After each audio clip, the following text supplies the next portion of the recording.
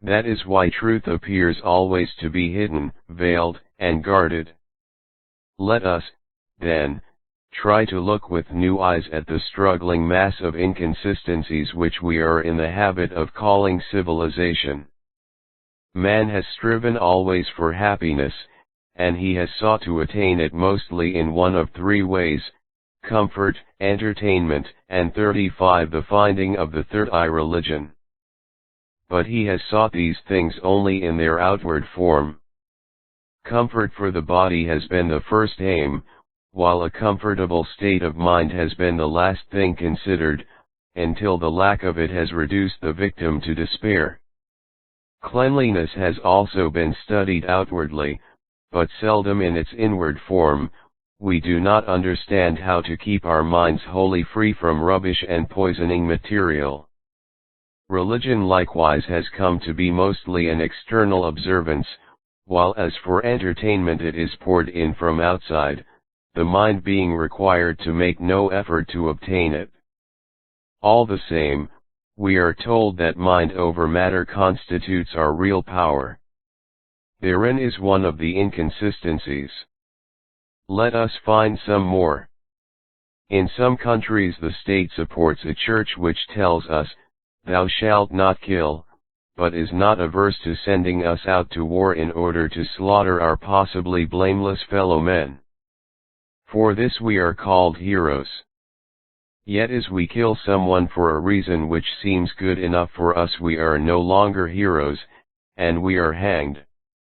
Many of us are asked to believe in church teaching and the Bible, both of them containing a mass of contradictions which no one attempts to explain. For example, Christ asked his disciples to carry on the work as he had done, saying, "He that believeth in me, the works that I do shall he do also, and greater works than these shall he do." These words referred to healing, prophesying and clairaudience, which, with the gift of tongues, power to be understood by all nationalities, the power to work miracles, to interpret dreams and symbols, and to have wisdom, were the 7 gifts of the Holy Ghost. Yet the state, which supports the Church's teachings, may imprison one for prophesying, and the clergy, who should be cultivating these gifts, leave them mostly in the hands of those whom they consider ignorant and superstitious. Calling ourselves civilized, we produce a race which cannot compare with many of the most savage tribes in health and physique. Look around at the members of an average crowd of today and compare them with the Greek ideal, or the early Egyptian or Assyrian bodies. Through unbiased eyes we shall see that we are mostly 36 things they are misshapen travesties of what a human being should be. We cannot deny the prevalence today of imperfect bodies, unlovely vacant faces, ugly clothes, and primitive conversation. Surely a modern crowd's appearance shrieks of the wrongness of our present mode of living.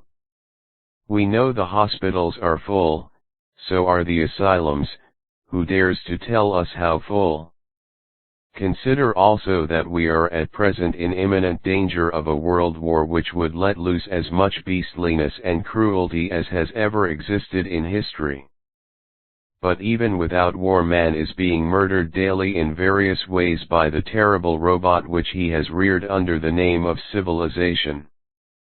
This robot is running amok. It has mastered its creator for the time being and produced a clever system of keeping him in slavery. Much that is really enlightening in knowledge is gradually being eliminated from man's education, which is given to him in odd spoonfuls having no apparent relation to each other. Through no fault of his own he is under an economic system which causes him to spend all his days in the terror and anxiety of being without means of support. If he works at all he must drudge the whole week through, while many of his comrades are refused employment, and he is obliged to pay for their support. There is overproduction and yet a difficulty in obtaining cheap food. Even in some countries the danger of starvation, Honesty and purity are preached to him from one side, while pornography and sensationalism are showered upon him from the other. Every effort is made to soak him through and through with an interest in sex, by means of cinemas, theaters, books, newspapers, and through the type of food most cheaply obtained. He is never told the plain truth, that a preoccupation with sex is one of the greatest deterrents to brain development. He is surrounded with mind-destroying noise, rush, and anxiety, until even the doctors are beginning to say that modern life will soon exterminate itself. As if this were not enough, he is furthermore at the mercy of the warlords, who can send him out to murder and mangle his 37 the finding of the third eye fellow man even if he has the kindest character, and, escaping this last horror, he is daily slaughtered in his own streets by his brother road hogs, while they, in turn, pay millions into the hospitals to put him together again. Life altogether seems to have been expressly planned to prevent him from creative thought. He has been, until quite recently, offered no problems to solve. His entertainment has been put before him in the form of predigested sensationalism, mental baby food. Weary and half-drugged by this intensive treatment, man has largely ceased to recognize the heritage of his wonderful mind. He no longer knows why he should think, or what there is to think about. Here then is a pessimistic picture of life as it is today. Ought we to be satisfied with this state of affairs? Is this indeed the whole picture, or is there a brighter side to it? Let us not forget the claim that man is a marvelous creature, in spite of much that appears to the contrary. This claim seems not to be entirely without foundation. On every hand we find clues to strange and tremendous forces hidden within us, forces that when properly understood and developed could certainly lead us to unimaginable power and achievement. We glimpse these powers in such people as the imaginative genius, the child prodigy, the thought-treader, the healer, and the clairvoyant. We hear of them on every side and their existence is too well known to be disputed. There are many great men alive today whose achievements stand out in sharp contrast to the average. Is it that they are supermen, or that the rest of us are lagging far behind the point of development we should have reached? If we were to lay any of them upon the dissecting table we should certainly find nothing about them that differs in any degree from the average person. Where, then, is the key to the wonderful power and omnipotence that apparently may be every man's birthright? There is nothing to prove that we could not all attain complete mastery over our lives and fortunes, and reach ideal happiness, were we given this key, and had the will and the determination to use it. Had we this secret, instead of being, as we are, slaves to life, to our possessions, our 38 things are they our environment, ill health, bad luck and the rest, we could be master and controller of all our circumstances, and welcome with content and understanding everything that life brings to us. We are told that the secret lies in the use and understanding of a certain knowledge through which is given an insight into the inner laws and forces of life, and the manner in which to use them. This knowledge has always existed, but it remains hidden forever from all but the earnest seeker. For the last few hundred years humanity has been passing through its slough of despond, ignorance. The hour has already struck which marks the beginning of humanity's emergency from that blackness. Men have suffered so much and for so long, through ignorance, that at last the inevitable reaction has set in. We can feel this change beginning to play in subtle ways through all phases of life. We have reached the time when we demand to know, and to know for ourselves and through ourselves, and to wield that knowledge irrespective of authority.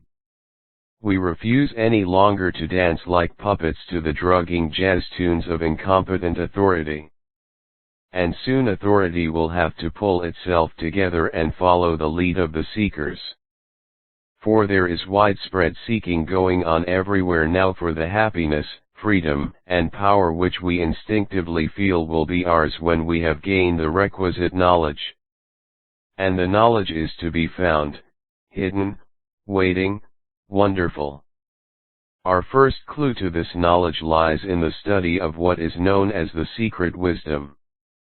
This teaching was always in the charge, in the early days, of those who were well equipped both to govern and teach. But in time they neglected their deep knowledge in favor of the easier way, power through money, superstition, and material pomp. This resulted in laziness and effete degeneration. Their only hope of retaining hold on the people was to plunge them into ignorance also. Therefore a systematic persecution of certain knowledge began, by edicts, inquisitions and massacres. Finally there 39 the finding of the third eye end was so thoroughly attained that from the highest to the lowest the wisdom had apparently faded out.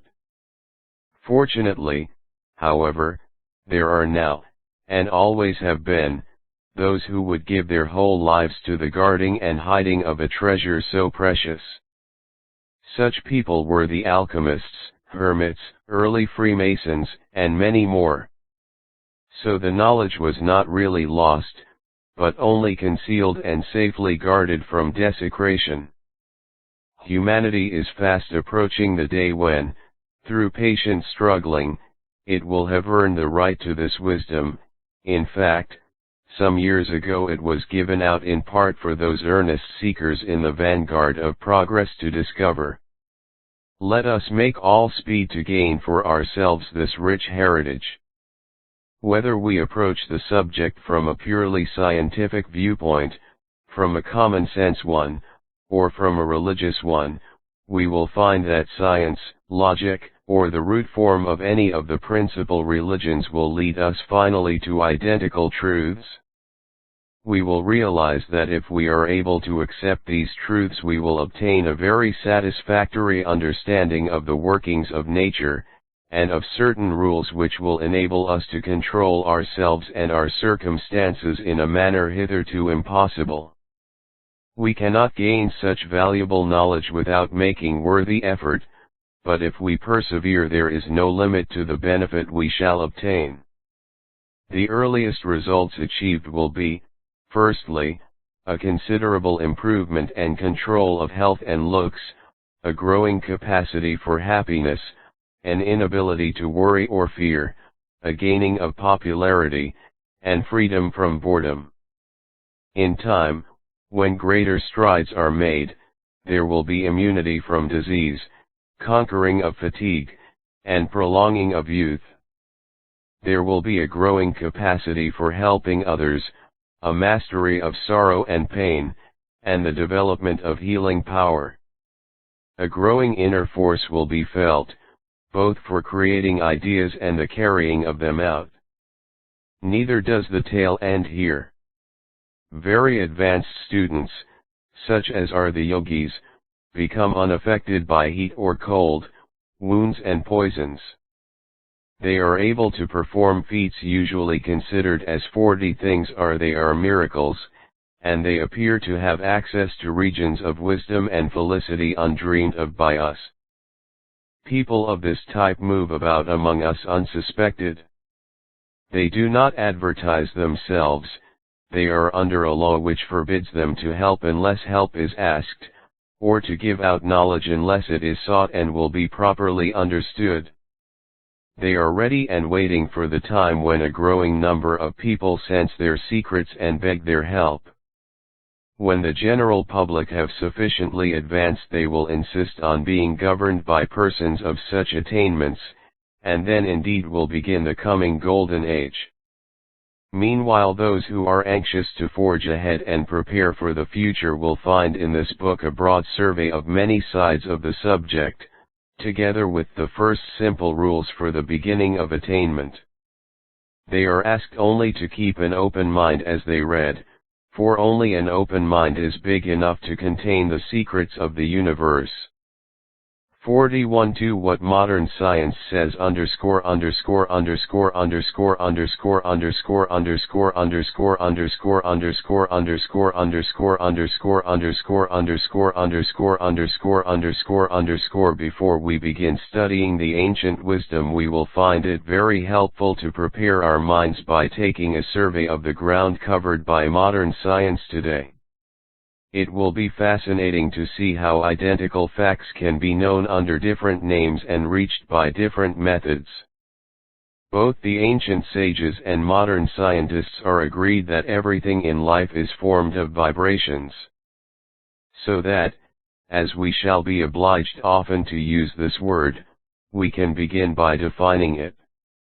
We are told that vibration is the result of force or energy, concentrated in some mysterious way and caused to vibrate, shake, or oscillate at different speeds. The composition of an atom, according to some scientists, is, first of all, a tiny vacuum, round which this force or energy revolves as a vortex, just as the circle of the sun's aura or zodiac revolves round it. The zodiac contains the planets revolving within it, and the minute zodiac of the atom contains also its planets, or electrons as they are called. The difference between one object and another is ultimately a question of rate of vibration. It is the number and arrangement of the electrons within an atom, and the varied cohesions of atoms into molecules, which go to make up these vibratory differences. The disturbance in the atmosphere caused by a vibration sends out a ripple or air wave in all directions. As an illustrative simile of this, we can throw a stone into a pool of water. At first we see the hole which the stone makes, corresponding to the vacuum in the center of the atom. Then we see the disturbance in the water created by the hole, a circle of energy which sets up waves or ripples which spread out to an unlimited distance.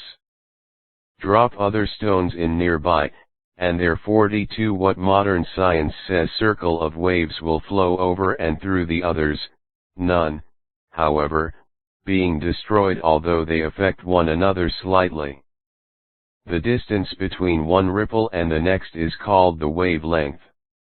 We have in this a rough picture of what happens in the atmosphere, and of the waves set up by light, sound, or any kind of object, anything, in other words, that vibrates. Low rates of vibration form the more static or visible objects. We might say that they send out only slow ripples. Higher rates of motion, between the rapidly flying particles, form less tangible things, such as gas. These particles intermingle rapidly with the air, but often they do not move sufficiently quickly to penetrate through solids. I would like to say here that the statements in this chapter are not intended to be scientific accuracies, but roughly suggestive for the purposes of our argument. As the facts of science are continually having to be modified or changed, we need not take them too seriously. The last word has never been said. Vibrations of a relatively low frequency are known to us as sounds. Higher ranges are known as heat. Sound and heat are fine enough to pass through certain solids. We know all about the ripples or waves caused by sound. So also we know about the electrical impulses, through the wireless, and we call them wavelengths, and know all their measurements. Some of the wireless wavelengths are as much as 3 miles long. We might picture the scale of vibrations as a vast keyboard, on which there are many octaves and different types of vibration and motion. One range of motion expresses itself as solid, liquid, and gaseous forms. Other ranges are perceived as sound, heat, and those intangible things about which we know little. Above the octaves of sound would come those of light and color vibrations. The colors range from red, the lowest, which vibrates at 451 million times per second, and has a wavelength of 136,918th of an inch, up to violet. We see this order of colors in the rainbow and in the spectrum. Above the violet, color can no longer be seen by the eye, and we find the ultraviolet rays and the X-ray. Now at last we have 43. The finding of the third eye reached vibrations fine and rapid enough to penetrate through most solids. Higher up on the scale we come to the magnetic vibrations and their wavelengths, such as those that issue from the mind of the hypnotist. These can go through denser solids than the X-ray can, which accounts for the hypnotist being able to produce the effect of a deep trance upon a person seated in an adjoining room. Apparently the vibrations of the mind can travel instantaneously many hundreds of miles, as in thought telepathy, passing through all solids which intervene. They have an intimate connection with electricity which, as we know, can travel round the world in a flash. Each thought is a vibration having a set wavelength. When, however, we consider the vastness of the scale of vibrations with which we have to deal, it will be seen that there are enough and to spare for everything. Now, having placed sound, light and heat in their respective order as we know it, we must ask what they are and how we know they exist. Had we and the animals no ears, what would sound be? What we know as sound is that tiny section of octaves on the scale of vibration which can be transmitted to the brain by the receivers in the ear. The human ear is successful up to a certain point, beyond which it can receive no more, but many animals hear vibrations which to us are no longer sounds at all. Higher up on our keyboard than sound comes heat. Our skin contains the little receivers to transmit these vibrations, to which the ear is no longer sensible. Farther up the scale still we come to light and color. We only have one tiny marvelous organ to register the set of vibrations to the brain, the optic nerve. The eye is made to react up the scale of color to the violet vibration. After that, as already stated, the oscillation is so minute and rapid that it can interpenetrate solids, so these ultraviolet vibrations pass right through the eye lens. The question now arises, have we any organs which can deal with those higher vibrations, or the very subtle substance of which they are composed, and in what form are these contacted? 44. What modern science says these last vibrations are so fine that they use the ether as their vehicle instead of the heavier air particles. The ether is the indefinable substance in which this earth and all the atoms of the air are supported. Scientists are on the verge of discovering that there is more than one kind of ether, in fact even perhaps 3 or 4. The finest vibrations which we have yet considered are within the realm of electrical and magnetic phenomena. These are the forces which man also contains within himself, and which can be utilized through the mind. We must now inquire what organs man has with which to register these particular vibrations, embracing the radiations and emanations, which come under the general term psychic. There are 2 small glands in the head which give doctors much cause for speculation. I refer to the pituitary body and the pineal gland. The former is a tiny, double bean-shaped body situated behind the root of the nose. It is posed so that it is very sensitive to vibrations. We know that it is in some way connected with nurture, body building, and the nervous system. If it is removed, all organic function ceases. If overdeveloped, it produces giantism, which if underdeveloped, dwarfism is the result. The pituitary body has been called the seat of the mind. Its frontal lobe is concerned with emotional thought, of the type which produces poetry and music, while the anterior lobe is connected with more concrete intellectual concepts. The pineal gland is a tiny cone-shaped body in the middle of the head, behind and just above the pituitary. It contains pigment similar to that found in the eyes, and is connected by two nerve cords with the optic thalmi. It is said to control the action of light upon the body, and for these reasons scientists have suggested that it is the remnant of a third physical eye. Men of learning, such as Descartes, have pronounced it to be the point in the human being where soul and body meet, the seat of intuition. It is said that when, for specific reasons, the pituitary body and the pineal gland have become fully developed and stimulated, their vibrations fuse and stir into life the mysterious third eye of man, the eye of the soul. Apparently this activity provides the mind with the finding of the third eye perfect instrument with which to work, a transmitter by means of which vibrations of very differing types can be translated, interpreted, and rearranged. This gives him personal access to much knowledge, of which we will speak later. Man can also become sensitive to the finer chemical and magnetic emanations in the ether, and can see the numberless thought forms, entities, and creatures, the endless complexities and types of life which make up a vast world of teeming energies which the limited capacity of ordinary physical sight is unable to register. In a few people there is a slight involuntary functioning of these latter activities, and we call them either clairvoyant or crazy, according to our understanding. They can literally see the radiations and photographs in the ether which are given off by almost any kind of body. We will study these in a later chapter. But, just as the muscles and brain need developing in an average person, so these organs of second sight need their own particular training. Many, however, are born with a knack for their use, in the way of any other type of prodigy.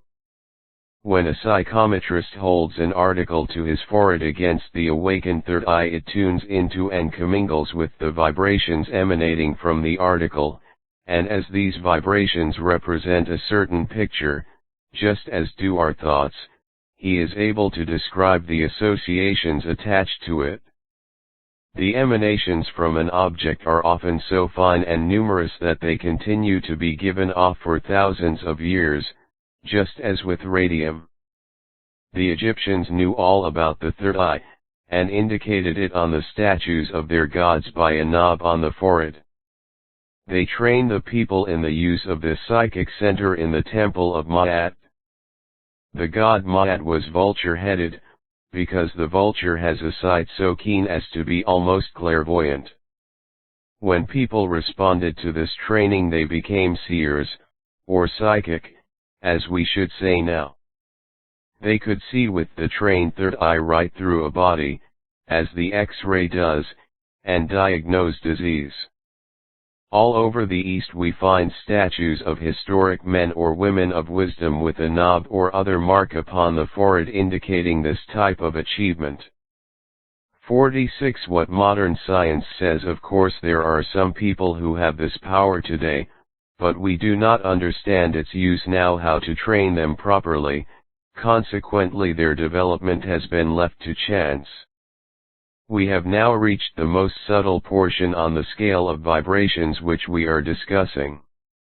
The question arises as to whether we have quite exhausted its possibilities, or whether there are still finer ones than those that exist in the ether, and, if so, have we any means of contacting them? The sphere of thought next occurs to us. We are told that thoughts are things. We know that each thought has its definite vibration, because this has been proved. An instrument has been invented by Dr. Baraduc of Bordeaux which records thought vibrations. When an intelligent person approaches this instrument it registers a high speed and strong vibration. When a low type or imbecile approaches it, the vibration is correspondingly feeble and slow. It has also been proved by experiment that by an act of will the mind can cause objects such as metal levers to move. See experiments by Sir William Crookes in Edinburgh Lectures on Mental Science. We have also heard of numberless cases of fakirs and people of that kind having been able to prevent themselves from burning by fire, from suffocating when buried alive, from bleeding from wounds, and from other normal reactions. They can do this by being able to bring into action the power that the finer vibrations of the mind have over the lower ones of chemical matter. The same thing is done in chemistry through the use of electrical heat to split up, reorganize or control chemical compounds. Sometimes people use these powers without knowing exactly what they are doing, nor what the result will be, as in the cases of some forms of mental healing, based on blind faith. Such cases are a wonderful proof of existing possibilities, but at best they are uncertain, sometimes only flukes, and often much harm is done through lack of a fuller understanding. In curing some diseases, either by self-treatment or by a mental healer, the fine vibrations of the mind act on the lower vibrations of the diseased tissue. This can be performed at the same rate at which 47 the finding of the third eye that particular mind is able to visualize and concentrate. It may take hours, days, or weeks, according to the condition of patient and healer. However, we know that there have occurred many cases of instantaneous healing, diseased and broken tissues being rendered whole in a flash of times. We have heard of such things throughout history, and they are said to happen at the present day in places such as Lourdes. In these cases we have at last touched upon the finest and subtlest vibrations of all, those of the spirit or the highest creative force. Such vibrations, being unhampered by the processes of the brain, and operating at a terrific speed, can go through the whole process of cure so quickly that we cannot possibly follow its course, and the result seems to us to be instantaneous. With a great spiritual healer such as Christ was, works of this kind are possible, especially if the sufferer can tune in, through faith or through the medium of his own spiritual vibrations, to the healer's actions. Christ encouraged us to strive for these powers of healing, which are not really supernatural, but the result of an intensive development and an understanding of the laws of the universe.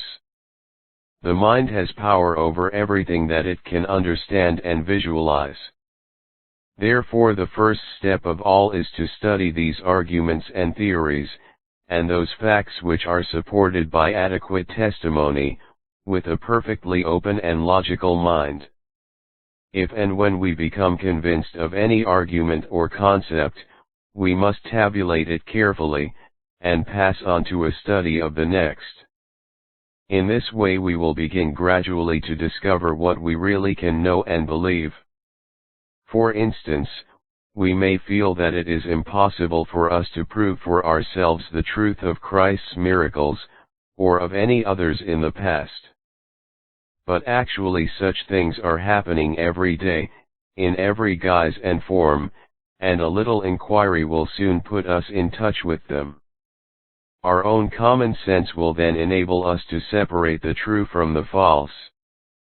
The object of this chapter is to show that, although we may approach the subject from the angle of pure chemical and mechanical science, we shall still be able to work through to the final result that there is a certain force controlled by our minds which can 48 what modern science says act more powerfully over solid matter than anything else, and that there is a still stronger force, apparently outside of mind, which can act instantaneously and miraculously. It is not enough to go on any longer weakly tabulating these things as hypnotism, thought reading, or imagination. They must be better understood for what they really are. We must have an explanation for the changes in tissue and matter which occur. The old alchemists claimed that it was possible to direct a mental force to change the composition of atoms by altering their vibrations, and that thereby it would be possible to make gold. They believed it was so, but already materialism had stepped in, and they often endeavored to accomplish it by chemical means alone. The only real power to do such things lies within ourselves, but we must first learn to use our own highest vibrations.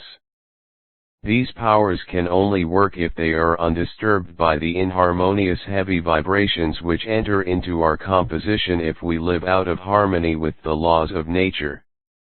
The athlete knows that alcohol, smoking, unbalanced diet, worry and lack of sleep upset his health and undermine his stamina, so that even the low vibrations of physical strength and steadiness cannot gain control.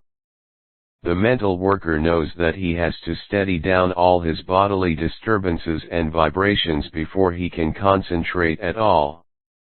He needs not only to be able to ignore the vibrations all around him, which he can only do if they are steady and balanced. A hum of traffic disturbs many much less than odd drops of falling water, but also he must have steadiness and balance of every activity of his own body, so that he can ignore it. If, however, he is seeking neither athletic nor mental expression, but inspiration, he can only obtain that by steadying down the brain itself, so that, balancing its vibrations to the same state of poise as those of his body, he can ignore the brain and reach for the subtler forces of the mind. The greatest inspiration will flash suddenly into the brain at a moment when it is quiet and receptive. 49. The finding of the third eye. Therefore, although the highest vibrations are the most powerful, we cannot get in touch with them within ourselves when our bodies and brains are a mass of struggling, fighting inharmonious vibrations, as is usually the case. Though the highest forces are there within us, we give ourselves little chance of linking up with them, and consequently are unable to utilize them.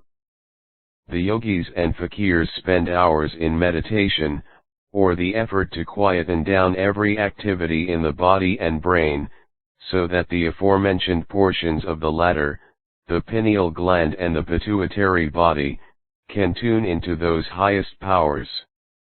When this is accomplished, these men can, while in that state, cure their own and others' bodily or mental ills, obtain inspiration or wisdom, and attain a high state of physical fitness and strength without our methods of exercise.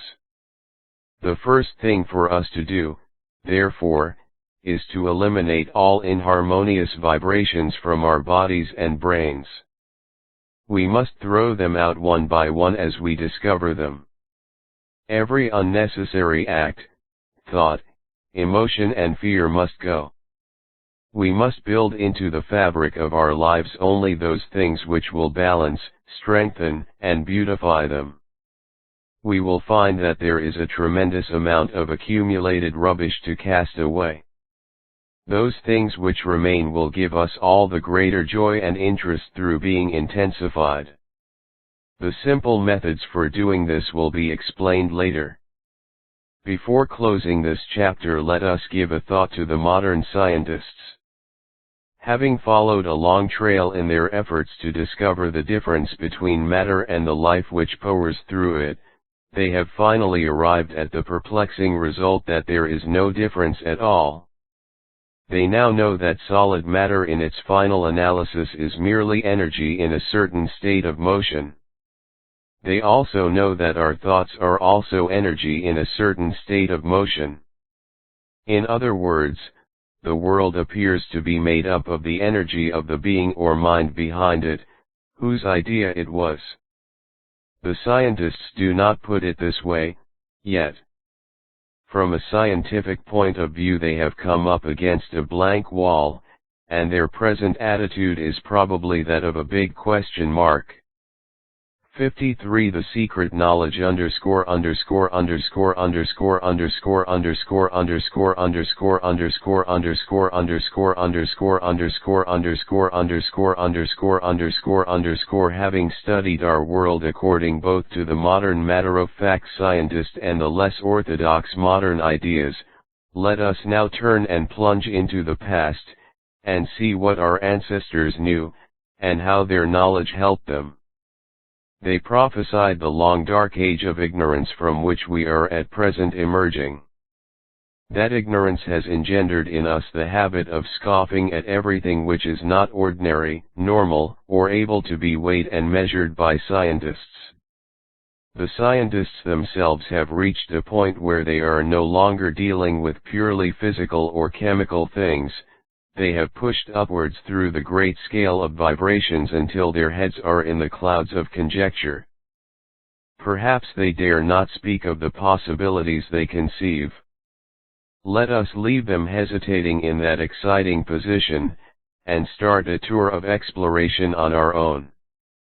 In a universe full of trillions of stars, of constellations, and solar systems, there is one minute speck of matter which we call our Earth. This speck of matter is covered with millions of microscopical creatures called human beings. The strange thing is that these microscopical creatures consider themselves important. Each minute one of them is able to feel that he is more important than the whole universe upon which he is but a speck. Are these creatures really important, and if so, why? Looking at them dispassionately, we can see that there is at least one remarkable thing about them. Almost any one of them, by training his microscopical brain, is able to visualize the past, present and future, not only of his own little person, country, or planet, but of 51 the finding of the third eye the whole universe. Within his tiny personality there is locked a power which will give him unlimited understanding of things quite beyond his physical reach, a dynamic capacity to wield the forces of nature with a mind of which he knows not the limits. Man is an animal, but he is an animal embodying a god. The ancients were much more alive to his potentialities than we are now. As we explore, it will take us some time to decide whether man knew more thousands of years ago than he does today, and whether he was a finer being. This planet is infinitely older than most of us imagine, and so is the history of mankind.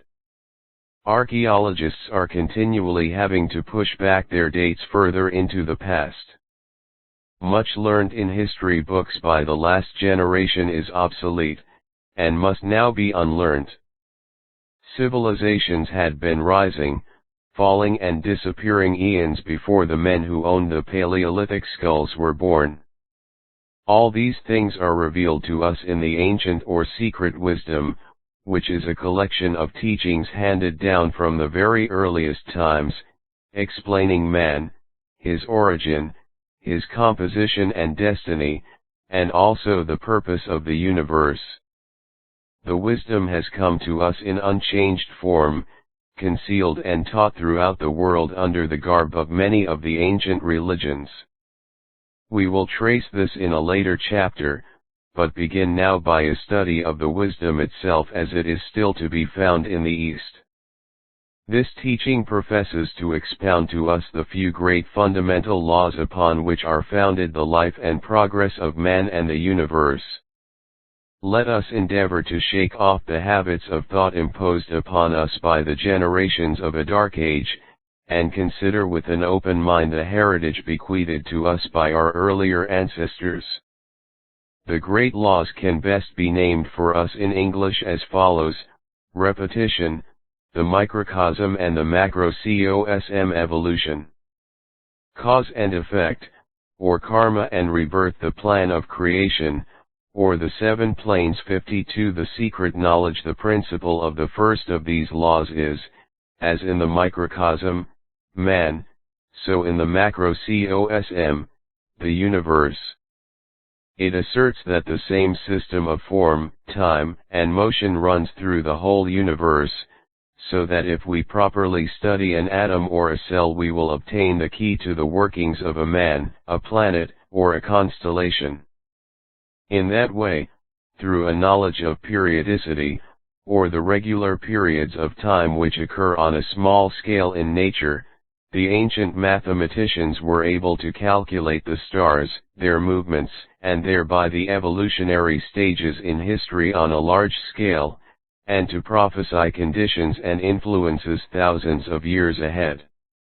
It is disconcerting to find that the conceptions of the very ancient sages tax the modern man's mind to the utmost.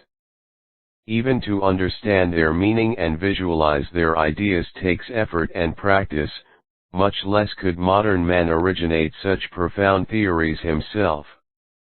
And the ancients accomplished these things without, so far as we know, any of our modern mechanical aids.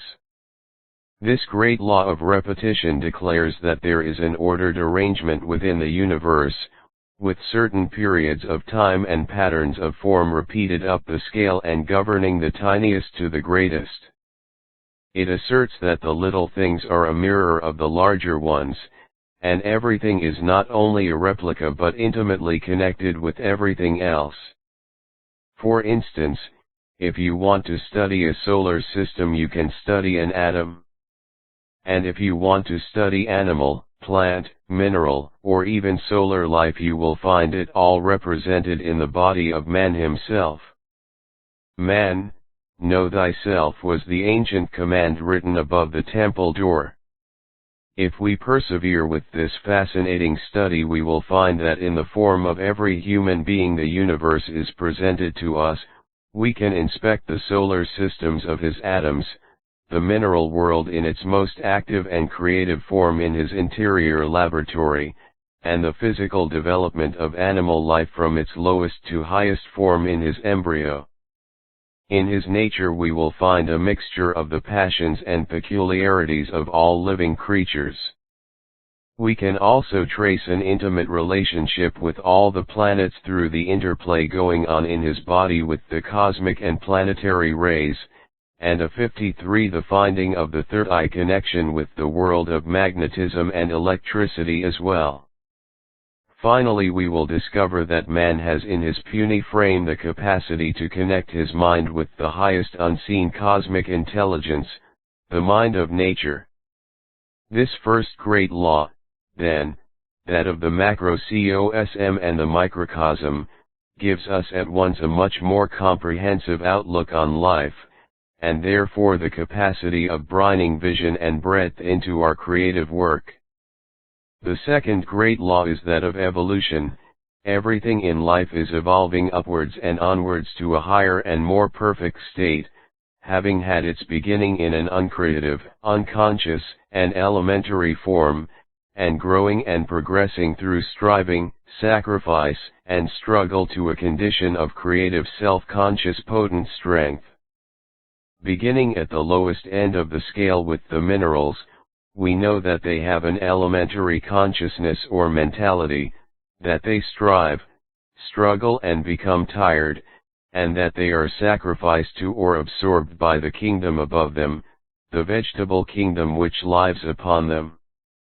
The vegetable kingdom has a higher consciousness or vibration than the mineral kingdom, and a greater power for struggling and adapting itself. In its turn it is sacrificed to the animal kingdom who feed upon it. The animals may seem to the plants to be some kind of deities, with wonderful and to them miraculous powers of movement. The sum of vegetable and mineral experience is absorbed by the animals, who depend on this for their life and evolution. In return, it is said that the animals provide, by their breathing, the carbon dioxide upon which plants exist during the day. Some of the animals are becoming extremely advanced in consciousness, and are full of what can be described as, for them, spiritual aspiration. Mankind are their deities, and they strain and strive to attain, in such things as speech and work, to the miraculous activities of their gods. The adoring eyes of a dog and his efforts to talk, and the keenness and pride of an elephant at work, are instances in point. 54. The secret knowledge animals in their turn offer up their sacrifice of adoration, emulation, and service to man. Whereas the vegetable kingdom should adequately sustain the body of man, the animal kingdom should feed his emotional needs only, through his function of guardianship, domain, over them. This relationship of loving, learning and teaching is the true one, instead of the prevailing extraordinary exploitation, slaughter, and cruelty enacted towards animals, which forms the basis of similar attitudes towards all the other kingdoms, producing the predatory world which we have today.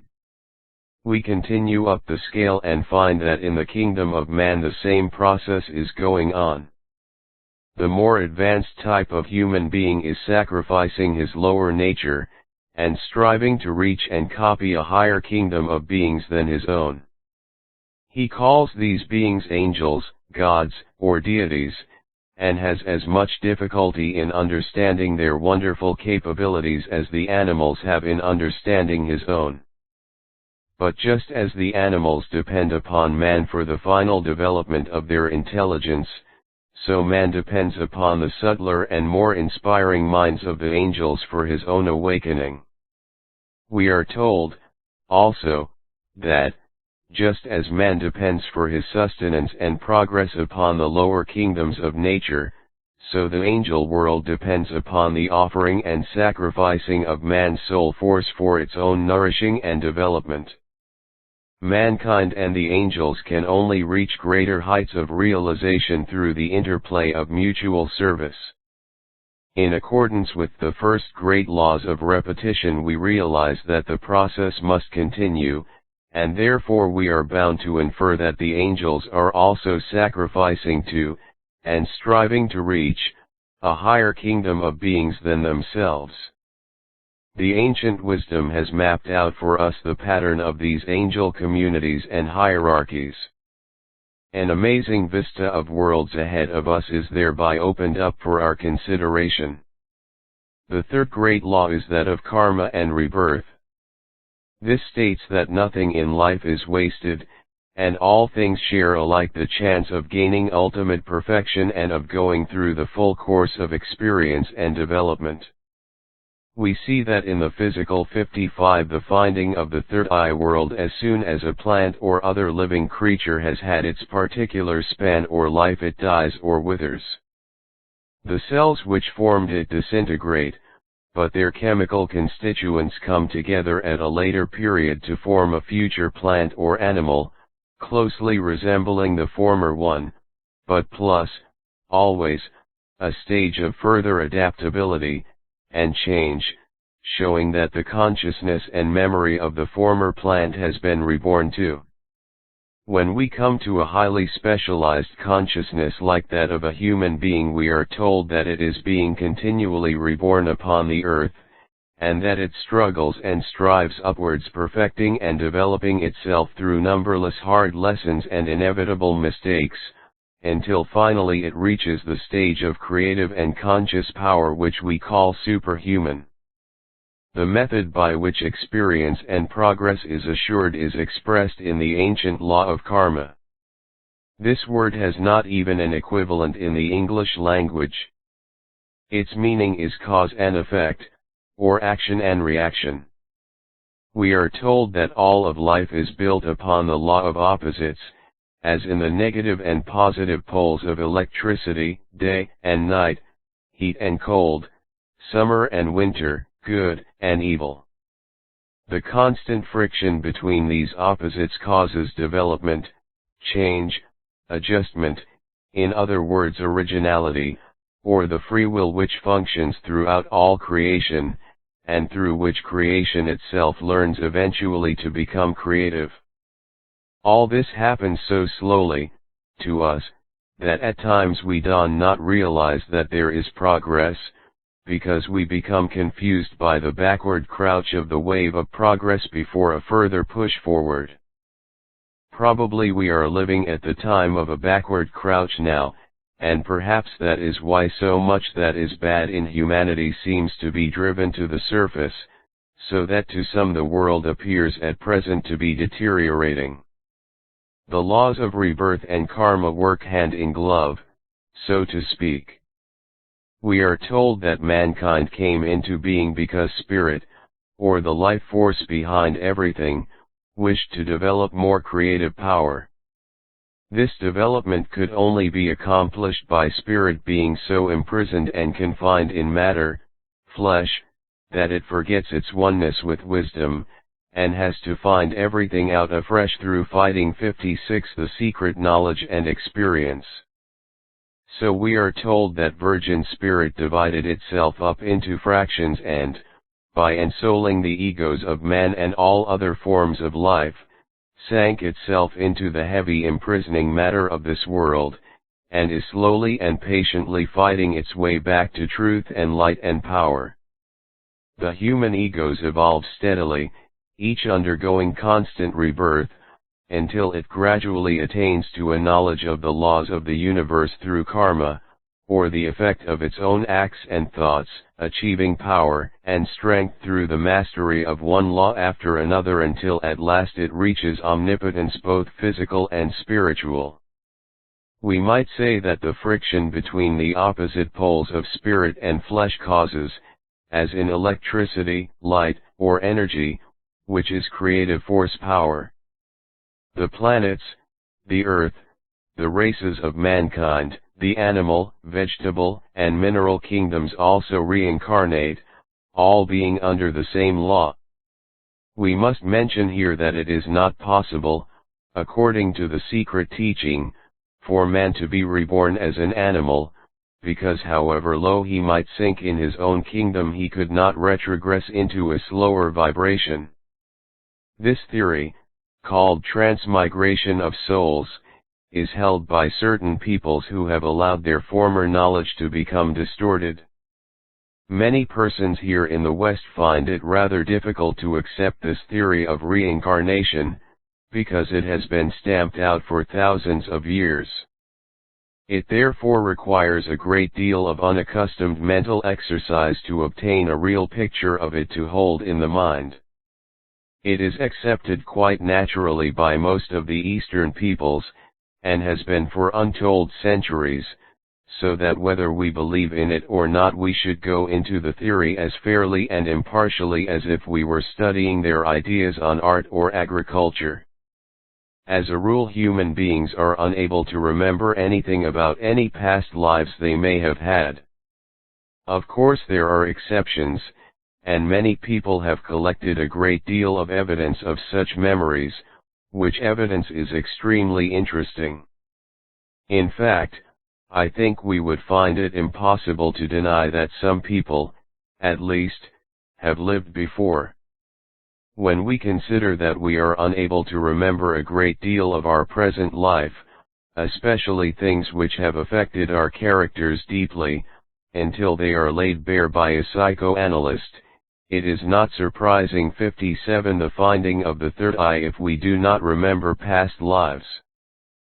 But we are told that the experience gained in such lives is retained by us in those qualities which we describe as having a conscience, an instinct or a knack. According to this, then, a child prodigy is the result of continuous effort in past lives along some particular line. It might reasonably follow that imbecility is the result of a continuous refusal to use the brain and make effort, that to be a dwarf or cripple is the karma of one who in previous lives neglected his body, and that an epileptic is probably discharging the debt of continuous immorality in a past life. In the light of this reasoning we could feel that there is no injustice or inequality in life, because the egos are choosing their own ways of learning life's lessons, which can only be learned through experience and suffering. Believing this, then, we could blame our parents for nothing since we are the masters of our own fate, and reap exactly as we have sown in the past, the effect of the cause, karma. We are told that certain groups of people incarnate together at intervals. In this way old injuries and insults must be recompensed, old enmities finally adjusted, and old loves allowed to continue and to grow and beautify. Nothing is lost, nothing is wasted, everyone finally reaches the same goal of perfection, although they are all in such different stages and classes now. No man becomes perfect or attains his goal so long as there is a single feeling of enmity between him and another, or until a score has been settled and wiped out by service and friendship. This is what Christ meant when he gave us that difficult injunction to turn the other cheek and to offer thy cloak also to him who shall take thy coat. If we love our neighbor as ourselves, we cannot mind to whom the coat belongs. These conceptions are very difficult for a selfish world to grasp as yet, and few of us have the pluck to try them out. We limit ourselves by being possessive. The greatest things we can have, wisdom, health, and power, are all-pervading, and cannot be divided. They can only develop and be shared. Possessiveness, on the other hand, causes wars, cruelties, jealousies, and sufferings. It can never do any good, and usually despoils the most beautiful thing in life, love. 58. The secret knowledge. Therefore, if we can once believe in reincarnation, we would realize that fear is wasted effort, because though we have suffered death and pain often before we are here again, fear is something of our making, and it paralyzes us and renders us stupid. Also we can see that it is better not to think evil, unkind, or worried thoughts, because by doing so we are causing effects which we will have a lot of work in putting right again, karma. Thoughts are things, and when we unloose an ugly or harmful thing into the world we shall be obliged to remove it. Thoughts persist in the ethereal regions, and are connected with the one who made them until they are disintegrated through his effort. The fourth great law is that of the plan of creation, which teaches us about the 7 planes. We learn that the whole of the solar system is built upon an orderly numerical system, and a set of 7 definitely graded types of matter, substance, or, as the mystics and occultists call them, planes. These planes meet one another in a delicately graded sequence of interpenetrating vibrations with which the modern scientist is experimenting today and which we discussed in Chapter 2. The scope of his discoveries lies roughly between the phenomenon of sound, with its lowest vibration at about 16 to the second, to that of X-ray, whose highest vibrations are estimated at 2,305, 843, 009, 213, 693, 952 per second. These vibrations constitute a portion of what is known as the chemical or physical world or plane. The ancients were able to understand and tabulate 7 times as much as this, because they postulated 7 worlds of different kinds of life, interpenetrating and influencing one another, through which were functioning the various life forces, currents, rays, thoughts, emotions, and archetypes of form which combine to produce life as it is, with all its different complexities. They had all this thoroughly worked out, and understood just how these different forces were concentrated into man's body through the channels of his various glands. The doctors of today are still struggling with the unknown functions of some of these glands because they have not had the inspiration to refer to the ancient knowledge and unravel the symbolism in which it was presented. 59. The finding of the third eye. The symbolism was arranged and used both to awe the public and keep them from a knowledge which might be dangerous when in the hands of the ignorant and unprincipled, in much the same way as Latin is employed today by doctors. In times of high national morale, more and more of the secrets were given out and understood by the public. but in periods of decadence and materialism the priests and rulers themselves deteriorated, and the knowledge was hidden away and guarded by the few remaining initiates or sages. We are emerging from a long period of such materialism at present, and that is why doctor, priest, and public are confronted with the task of learning a great deal all over again, and revising the knowledge of their ancestors before they can carry things a step further. This revision was begun at the end of last century by such people as Madame Blavatsky through the Theosophists, by the Christian Scientists, by Mesmer, and a host of others, who aroused the public desire to penetrate once more into the fundamental meaning of life and its ultimate purpose. Since then modern methods have been used to unearth the ancient wisdom and once more reinstate it. Some people say, what do we want with the past? Let us go forward and be practical. But as we have not yet been able to improve in some respects upon the conceptions of art, architecture, mathematics, ethics, and science of some of those very ancient civilizations to any degree, it will surely be worth our while to study the foundations upon which their mentalities were built. The four great laws which we have enumerated in this chapter were a part of those foundations. We hear people say, "Oh, the East is degenerate and effeminate, and social conditions there are terrible, therefore, of what use has that ancient wisdom been?" People like this should think further, realizing that the higher one mounts the lower one can fall. Degeneracy is the result of laziness, slackness, and subsequent distortion of teaching, and has nothing whatever to do with the pure teaching of a religion in its original form, which is nearly always fine. We have only to consider the original teachings of Christ, observing 60 the secret knowledge how we have degenerated that, with our long history of bloodshed, greed and oppression, to feel that we cannot point any finger of criticism at the East. Also, the East is now the prey of old age, and feminine in character, as compared with the vigorous, youthful, masculine Western civilization. The four great laws are hidden in the Christian religion, and can be revealed with a little study, in spite of the mistranslation and censorship to which it has been subjected. It is very necessary to see life as a whole, and realize that we can obtain a high state of mental balance and vision only when we attempt to link together the past, present and future, and all the sciences, into one comprehensive and comprehensible picture.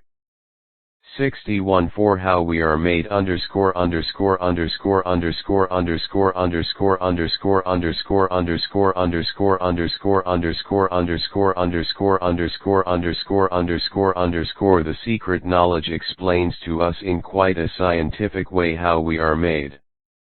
We have seen that modern scientists have worked out the whole of physical or chemical life to a scale of atoms vibrating at different speeds. The ancients called this great scale the physical plane. A plane meant a complete series or world of substances under one law. The physical plane includes solids, liquids, gases, and the ethers, of which we are told there are 4.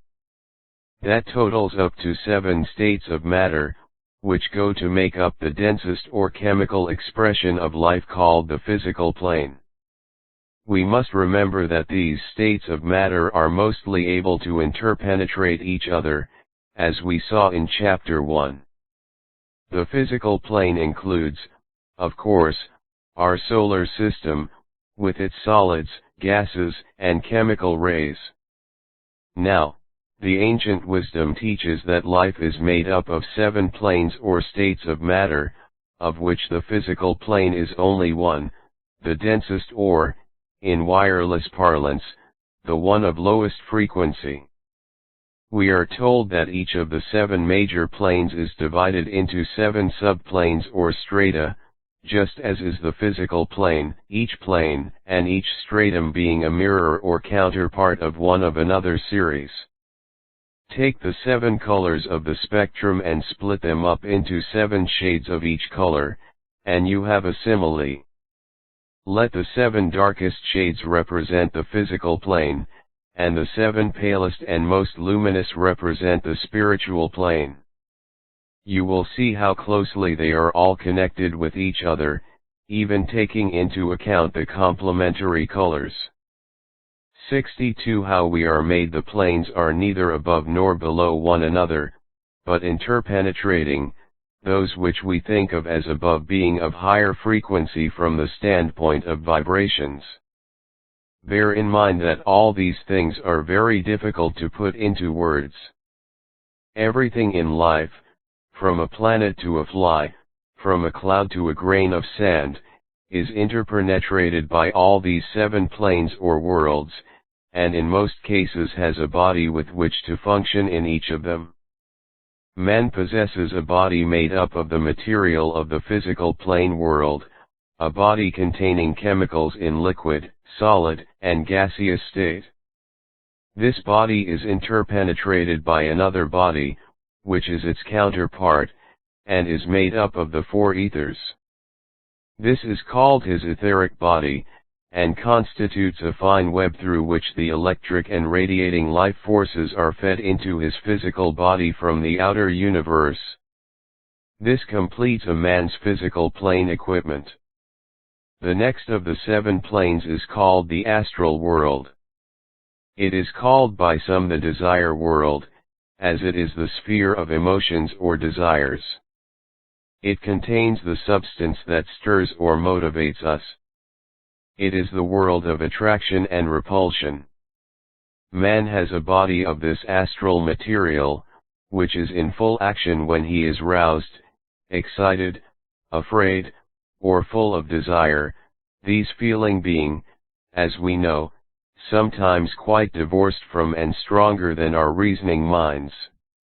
It is possible for man, the individual, to separate his astral body from his physical body and wander about in it. Such an astral body can be seen by the astral eyes of another person, who will speak of it as a ghost. Everything physical has its counterpart in astral substance, so that a man wandering in his astral body can see chairs and tables, or, rather, their astral counterparts. The counterparts of physical things are made up of the lowest and densest stratum of the astral material, whereas the counterparts of thoughts and feelings are made up of the subtle and malleable kind of astral stuff. This has been described by clairvoyants as a moving and shimmering kaleidoscope of swiftly interchanging colors.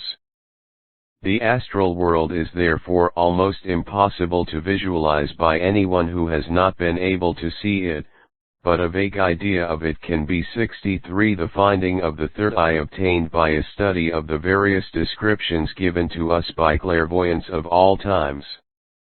The third of the 7 great planes is the world of thought or mind. The densest stratum of this plane contains our own more worldly and material thoughts.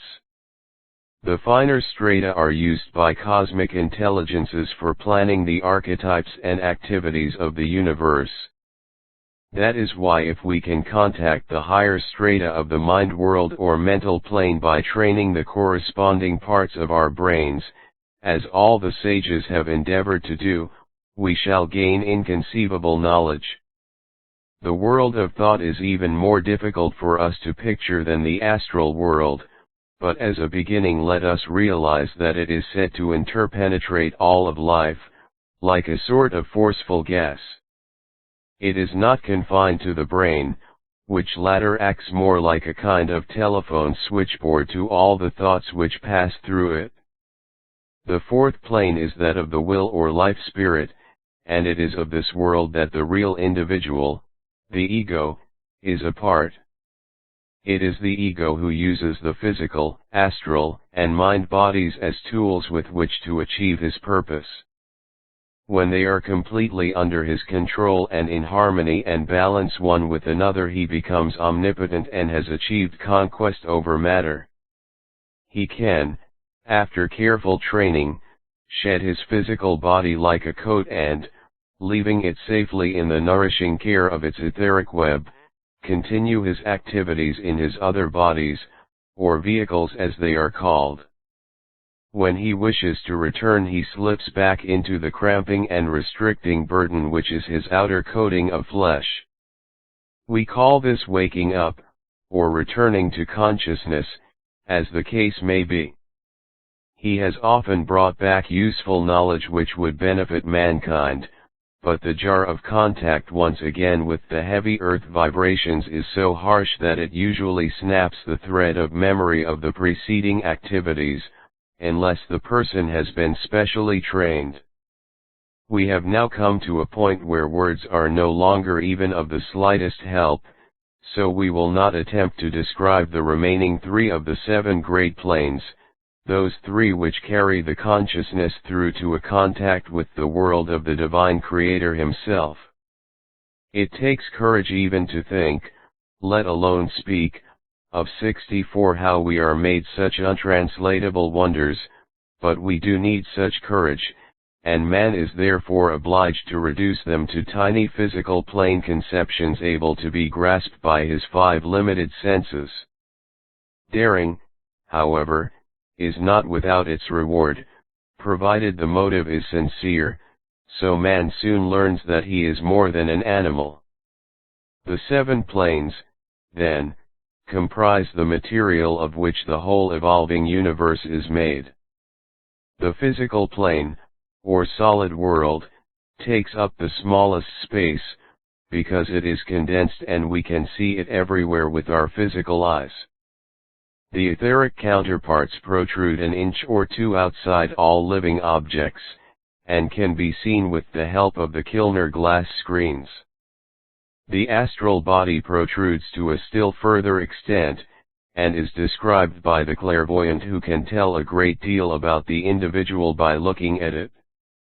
Our Earth also has an astral body, of course, which stretches very far out from its circumference. Incidentally, we shall have to accustom ourselves to the idea that the Earth is a living creature, as are also the planets. The astral world is the world wherein the 4th dimension is to be found and understood. If you can imagine having eyes that see right through everything in all directions at once, you are visualizing your condition when functioning in the astral world. The thought world, or mental plane, or that part of it which is the thought body of our Earth, extends still further outwards into interplanetary space. It presents a marvelous field of exploration for the mystic and the occultist. The worlds of spirit occupy still larger space. The finest stratum of these, in the final world of divine force, embraces all and flows uninterruptedly through everything. By this we can see what is meant when we are told that God, or heaven, is within us.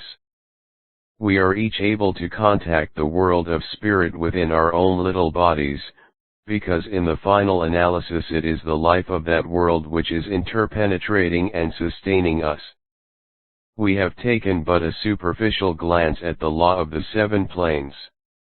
It is open to us to reject or accept such a hypothesis, as we choose.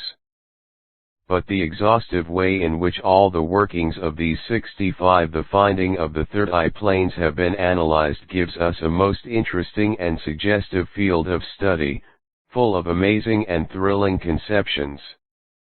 Let us summarize some of the main points once again.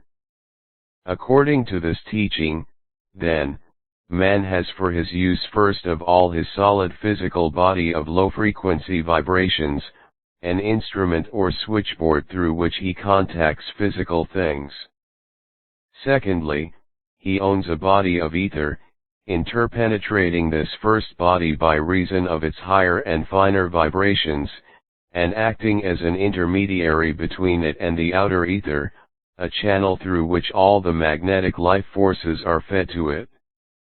Thirdly, he owns an astral or ghost body, interpenetrating the other 2, and having much the same high speed of movement as electricity, at which speed he can travel when polarized entirely in the astral body, as in sleep.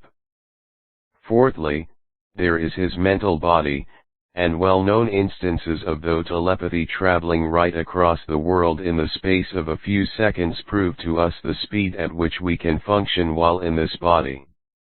We often hear of cases of people appearing to their friends at the moment of their death, although living in a distant land.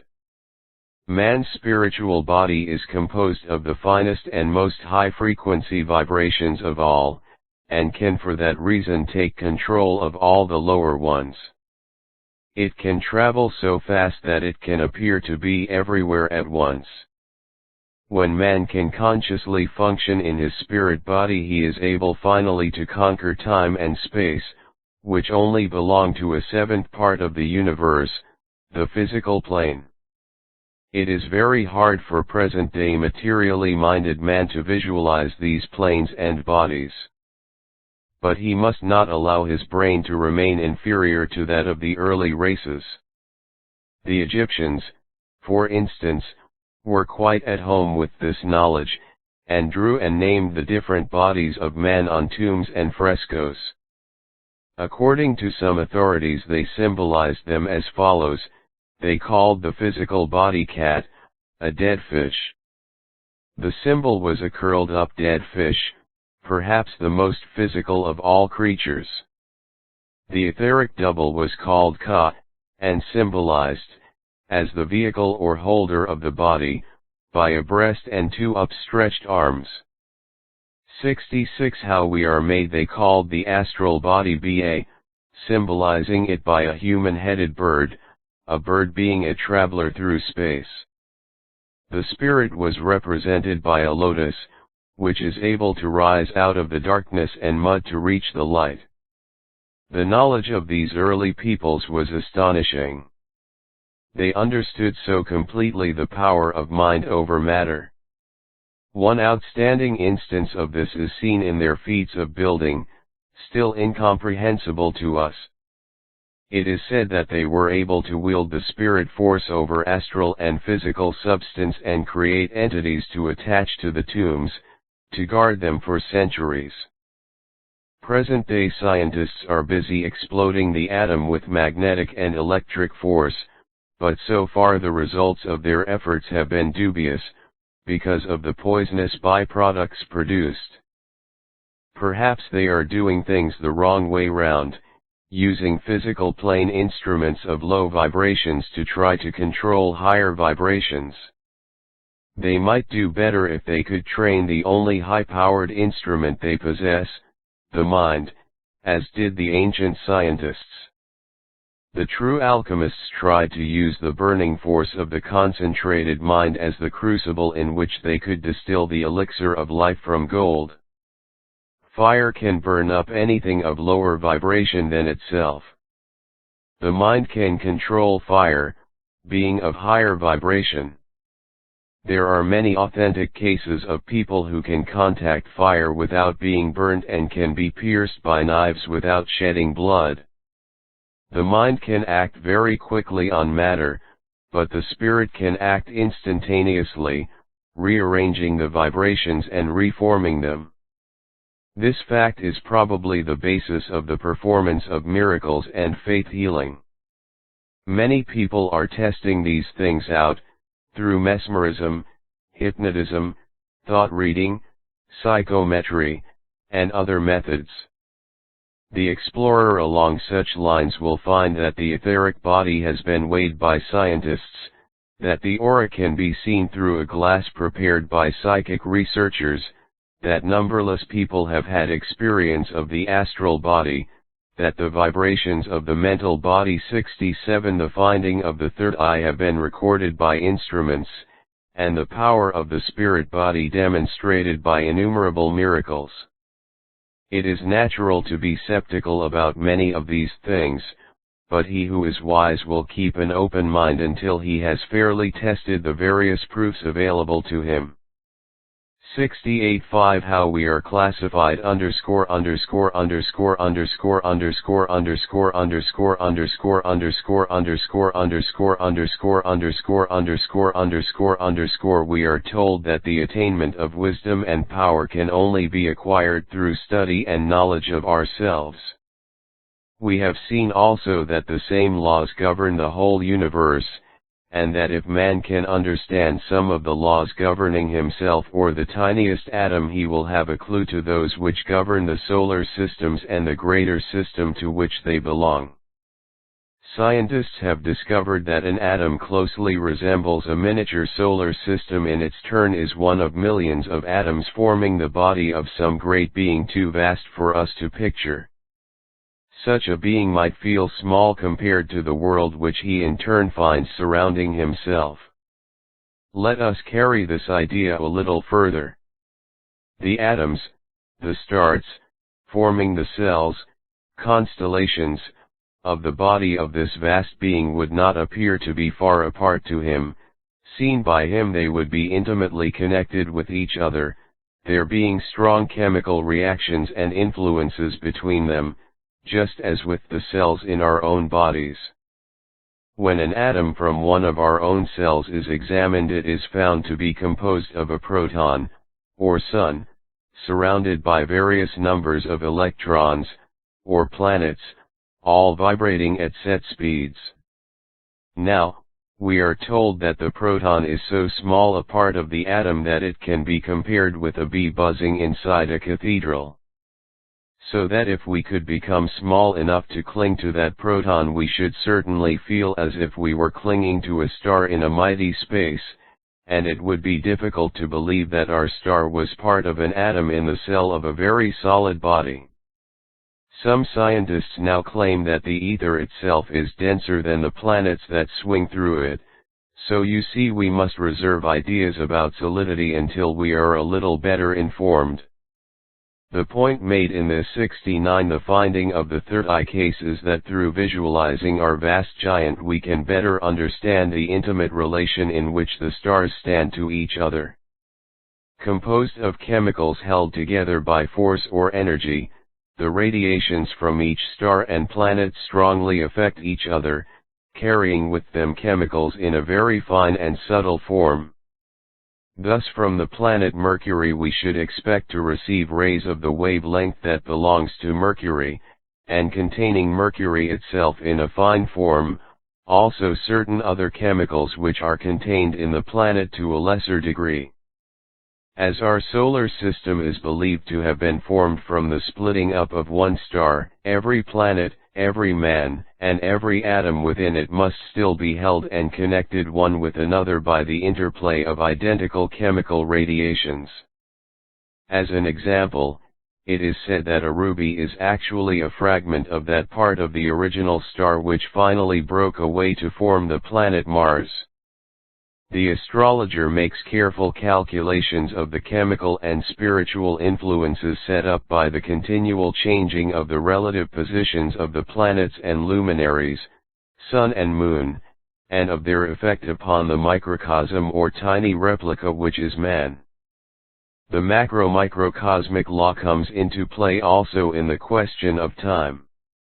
A man's whole life is said to be mirrored in the moment of his birth.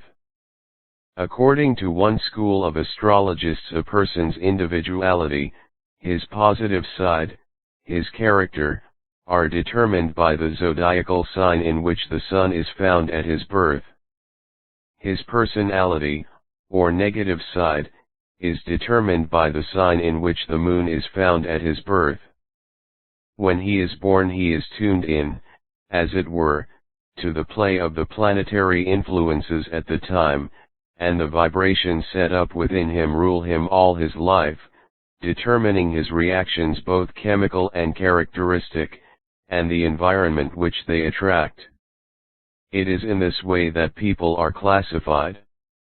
There are at present scientific experiments in progress whose object is to indicate the differing results of inaugurating the same chemical mixtures at various phases of the planets, and also the different reactions at such times in plants and animals. The ancient sages had a great knowledge of this fascinating subject and considered it of paramount importance. First of all, they 70 how we are classified conducted endless studies about the planets, and we call the results of their research astronomy. They next made extraordinarily complicated and exhaustive studies of the combined influences of the planets on both the Earth and human beings, according to their different positions in the heavens at various times. The results of this particular research have come down to us embodied in another science which we call astrology. Astrology divides the heavens into 12 portions, rather like the divisions of an orange. These divisions, called the 12 signs of the zodiac, correspond roughly with the 12 months of the year. Each of these signs is governed by one of the planets. According to the month of the year in which you were born, you can tell which sign rules your life, and consequently what sort of health you may expect to enjoy, and what your characteristics will be. Astrology is such a lengthy study and so difficult a science that there are few really expert astrologers in the world. Those few who do exist usually belong to a family of astrologers, whose teaching has been handed down for generations. A genuine astrologer must make complete calculations of the interplay of influences, chemical and otherwise, of every planet upon the person or subject under consideration. But anyone can make a beginning with a simple study of the 12 signs of the zodiac, and although the information gained is only generalization, it is close to the truth and therefore helpful and can be used by those who have not learned to cast a horoscope. To attain his final development, man is supposed to be born under the signs of the zodiac one by one, to learn the lessons they teach. Sometimes he is obliged to learn one of these lessons for the third time, perhaps for the 30th. This has all been beautifully expressed in the 12 Labors of Hercules, which was written with a profound knowledge of both astrology and symbolism, and contains deeply occult meaning. The ancients declared that the whole history of the evolution of mankind, the solar system, and the universe is described and foretold by the stars, grouped in a kind of mystic shorthand, and capable of 71 the finding of the third eye perfect translation. Such translation are contained in many of the hidden archives. In respect of our year, one sign of the zodiac, with its planet, is ruling from about the 21st to the 21st of each month. The influences of the signs overlap each other slightly, so that a person born between about the 15th and 25th of the month is influenced by two signs, being born near to their junction. This gives him a more complex character. The most composite influence takes place on the 22nd of the month, so we find many prominent characters born on that date, such as Wagner, Van Dyck, Byron, George Washington, Hitler, Conan Doyle, Baden-Powell, Faraday and Rider Haggard. A person born during the first half of the month comes under the unmixed influence of the sign, and would therefore be of a more definite type. It must be understood, however, that in dividing the whole of humanity into only 12 types we are merely taking the first step. We are only generalizing, and although we have made an important beginning, we must not take it as the final word. The birth of Christ took place at a rare and wonderful conjunction of the stars, by which they announced, in the aforementioned shorthand, that tremendous event. The three wise men, who were astrologer kings of Chaldea, had been waiting for this conjunction to occur, and when they saw its approach they set off to journey to Jerusalem, over which town it was apparent that it would take place. They arrived and told King Herod, who at once realized the significance of the conjunction, which heralded a new king. Herod called all his wise astrologers together and inquired of them diligently what time the star appeared. They were all much troubled. History is full of stories illustrating the immense importance given to astrology, of which astronomy was but the foundation. All priests and governors in olden days had to be well versed in the science of the stars and in the science of numbers, and we find that this knowledge existed all over the then known world. 72. How we are classified. We have only time here to take a superficial glance at the way in which we can apply astrology to the understanding of ourselves, and also of racial and world conditions. By means of this science it is considered possible to map out the whole of a person's life. This is done in the first place by using the law as in the microcosm so in the macrocosm, and therefore by postulating that the plan of a person's 60 years is mirrored in the first day, and even in the first moments, of his life. In the same way the history of a race or country can be determined by the influences under which it had its inception. These things can, of course, only be believed through the study of proofs. The way to obtain these proofs is first of all to study astrology, and then to consider the hundreds of horoscopes of famous people which are available, as well as the annals of history itself. In astrology the great law of cause and effect, karma, plays a big part. If, for instance, a man is greedy, it is not magical to predict that at a future date he will suffer from a digestive trouble, or if he is rash and impetuous that an accident is very sure to befall him. The average astrologer will predict the accident, but if instead he would study the cause, and persuade the man to cure his rashness, karma would be defeated or adjusted, and the accident need not happen. The wise man is master of his stars, the fool is ruled by them. A conscientious astrologer always tries to show a person what tendencies he has to master, instead of playing upon his love of sensation by describing future events. What does a man need with his future before he has any idea of how to deal with the present? Today contains all possibilities for those who know how to strive for them.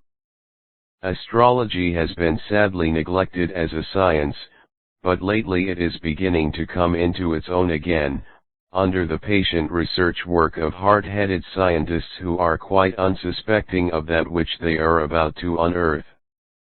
One of the principal uses to which astrology can be put is the thorough diagnosis of a patient, bringing to light the chemical 73, the finding of the third eye deficiencies or maladjustments in his internal laboratory, and the planetary rays which he is able to assimilate and use, or those which are causing him trouble. This method will do away with all guesswork, it is claimed, as we are assured that it is an exact science and will play a large part in the future of medicine. Some of the biochemical experts have declared that the 12 principal cell salts found in the human body are ruled by the 12 signs of the zodiac. They affirm that a person uses up more of the cell salt belonging to the sign under which he was born, as that chemical is connected with the keynote of his activity. Therefore the first deficiency that occurs in his internal laboratory is the cell salt, his birth salt, and the various symptoms of his ills may be traced primarily to this depletion. All this was apparently known to the ancients, but as they gave to the cell salts the names of gods, and described their activities in mythical parables, we are only just beginning to understand what they meant. Let us now take a rapid glance at the major general classifications of astrological characteristics. The 12 signs of the zodiac represent the 12 lessons of human existence, the 12 qualities to be developed in the formation of the perfect man. It is said that these qualities are gradually achieved by every human being, life after life, but not necessarily sign after sign. That is where man's free will comes in. If he chooses to work under some particular sign more often than the others, or repulses the lesson of one sign altogether, a one-sided character results, such as a genius with evil tendencies. The zodiacal year begins at the vernal equinox on March 21st, with the sign of Aries. The symbol of Aries is a ram, because the ram pushes his head into the wintry stubble and plows it up with his horns to expose the new budding green upon which his family can feed. Aries represents the first crude uprush of life, the beginning of the human journey, and therefore bestows extreme physical activity, daring, and impulsiveness upon its natives. Aries rules the head, and therefore the Aryan, or person born between March 21st and April 21st, uses the brain intensively, although without much 74 how we are classified experience of life to back him. Aries is ruled by Mars, the warlike planet.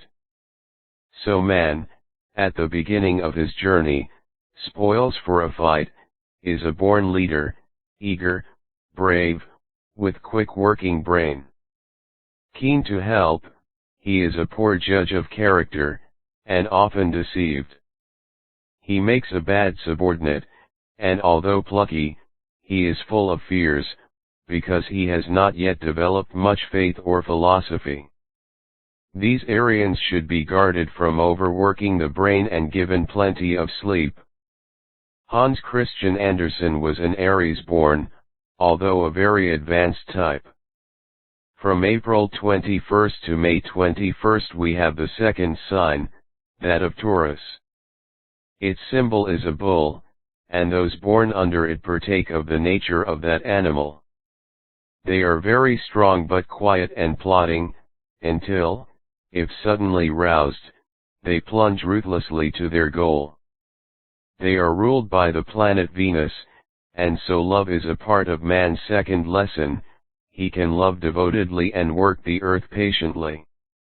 It is among the Taurians that we find many of our great agriculturists and lovers of nature, also our singers and poets.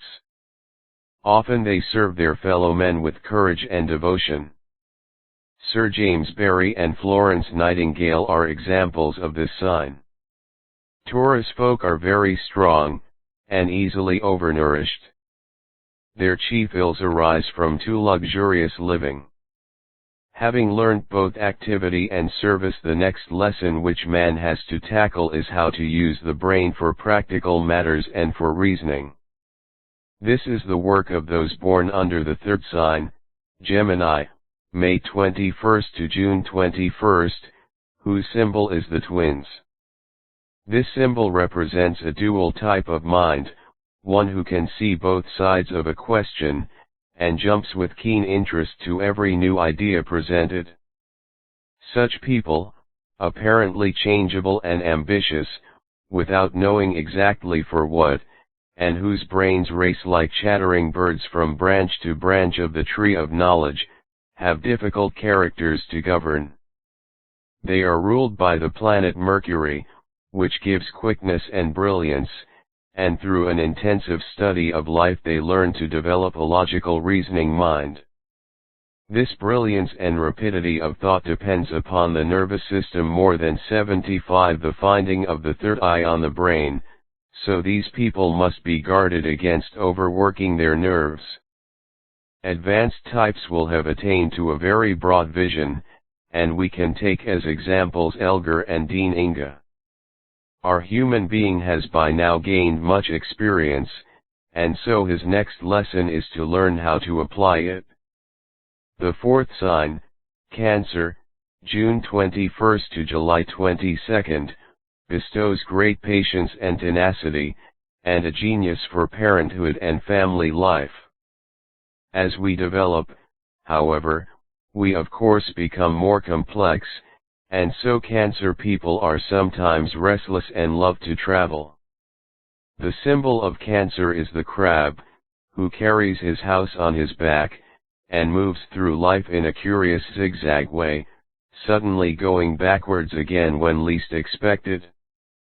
Cancer people are like that. Just when about to achieve success they will turn back, or begin something else, and so in spite of their industry they have a life of ups and downs. Sir Joshua Reynolds ruined many of his pictures through continually changing his method of painting. Cancer people are ruled by the moon, which makes them deeply sensitive and passionate. They badly need a life of discipline and order. Henry VIII is a good example of a Cancer type who became undisciplined, and John Calvin of one who went to the other extreme. Now we come to the point where man has learned a great deal of the human side of life and is able to produce very fine results. His next task, therefore, is to stand forth as a powerful and well-developed human being, capable of high achievements. The fifth sign is Leo the Lion, July 22nd to August 23rd. We sometimes find born under it the kings of men, people of power, large-hearted, strong both mentally and physically, proud, ambitious and popular. They have not yet touched the divine intuition, and so as a rule they misunderstand and despise those weaker than themselves, although they attract many sycophants. They often suffer cruel disillusion in their friendships, through their own inadaptability. They are ruled by the sun, the heart of the solar system, and are 76 how we are classified, therefore liable to high blood pressure and other effects of the heart and circulation. We expect to find famous people born under this sign, and sure enough among them are Napoleon, Mussolini, and H.P. Blavatsky. Having risen to great heights through impulsiveness, forcefulness, and the talent for self-expression, the next quality to be acquired is that of discrimination, of taste, the lack of which brought Leo into many unhappy relationships. Therefore we find that the sixth sign, Virgo, August 23rd to September 23rd, whose symbol is the Virgin, teaches this lesson. Virgo people are born with a natural fastidiousness and critical faculty. They are ruled by Mercury, who also held sway over the people of Gemini, but whereas in that sign great energy was expended in the collecting of facts from all quarters, the Virgo people have all that experience to draw upon, plus the fruit garnered in Cancer and Leo. So they are able to take up life from the angle of the critic rather than the man of action. They are adaptable to almost any pursuit, make excellent subordinates, are plodding, and generally successful. Their exquisite taste is evident in many walks of life. From their ranks are drawn both restaurant keepers and art critics. Journalism and hygiene also attract them. They rely on the material side of life, and because Mercury rules the nerves they often suffer from ills due to worry, hypersensitiveness and imagination. Nevertheless, they can be controlled, practical and resourceful. We can study one of the higher types of the sign in Elizabeth, the Virgo, or Virgin Queen. The sign of Virgo ends at the autumnal equinox on September RD 23, so we have therefore traversed the first half of man's journey round the zodiac. He has learned how to be the complete human being, but yet only half his journey is accomplished. The remaining half will be taken up in learning to give over the reins of power to the spiritual man, and live in both worlds at once, with feet firmly planted on the earth, but with mind in communion with the divine. The man has now become the aspirant, realizing that there is a world for his conquering worth infinitely more than the physical world. His 77 The finding of the third eye task now becomes harder to understand, but the first thing that such a man must achieve is balance. And so the symbol of Libra, September 23rd to October 23rd, the 7th sign, is the balance. The Libran seeks balance all through his life.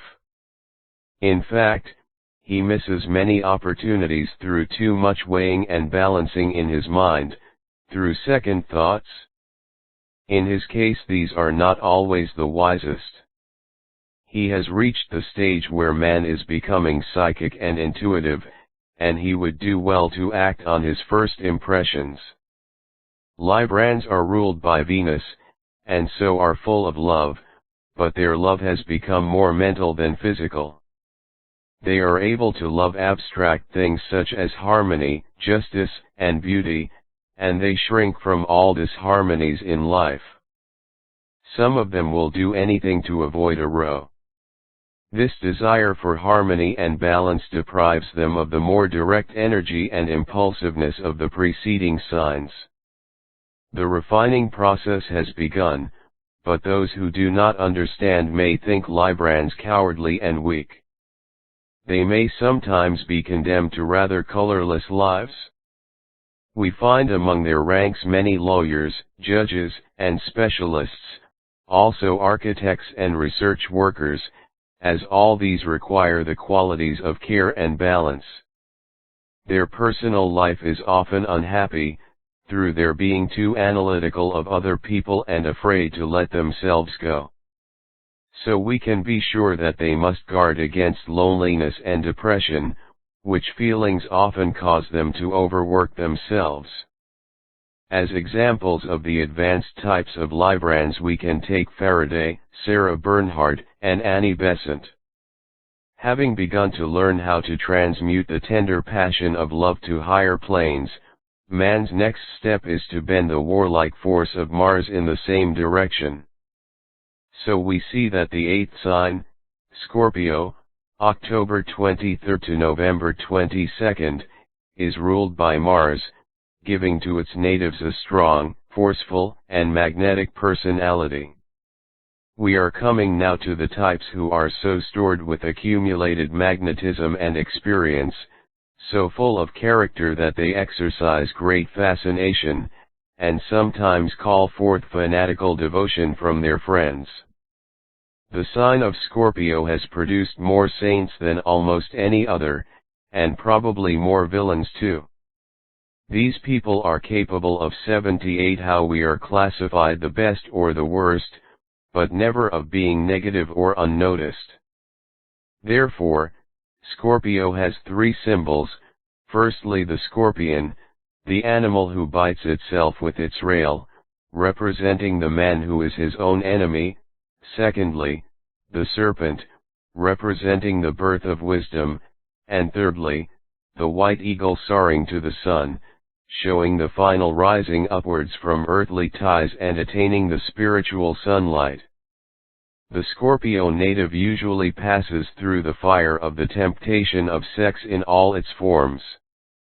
He has to learn that it is his sex force which he needs for use in higher channels, and no other. He is usually versatile, full of ideas, a leader who can sway audiences, a mental fighter, proud, ambitious, sensitive, and a good organizer. He is capable of intense and enduring feelings. The higher types are the humanitarians, peacemakers, and philosophers. The Scorpio native should be guarded against evil companions and always allowed to wield authority. We can take as example Saint Augustine, Muhammad, Martin Luther, and Edward VII. By this time man has become a very potential being, though still extremely self-centered. The I dominates everything. So that in the next stage of development we find the beginnings of unselfishness taking shape. The 9th sign is that of Sagittarius, November 22nd to December 21st. Its symbol is the archer shooting straight into the sky, representing the quick, strong mind leaping at its goal, truth. These people instinctively